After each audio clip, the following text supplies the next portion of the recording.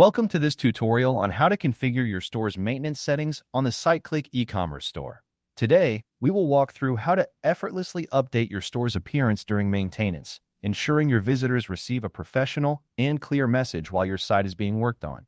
Let's jump right in. Firstly, expand the Appearance Settings dropdown to reveal the customization options for your platform's visual presentation during maintenance.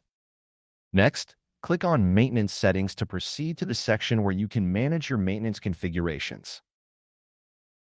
Once inside, locate the title field and click inside it to enter the custom heading you want displayed for your visitors during maintenance. Now, navigate to the description field and enter the text or narration you want your visitors to see on the storefront while your store is under maintenance. Next, select the Coming Back Date field to choose the exact date your store will be back online. Setting this date is important because it keeps your visitors informed and lets them know precisely when they can return to shop, maintaining trust even while your storefront is offline.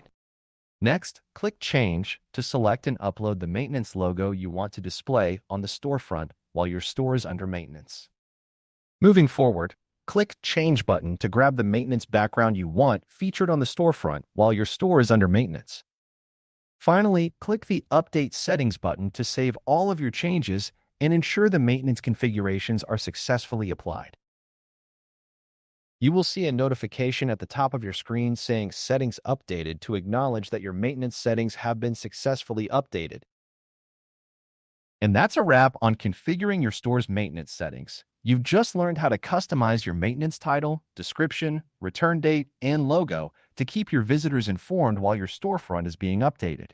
Thank you for watching, and if you want to know more about your loyalty settings in your SiteCliq e-commerce store, please check out our other videos. We'll see you in the next tutorial.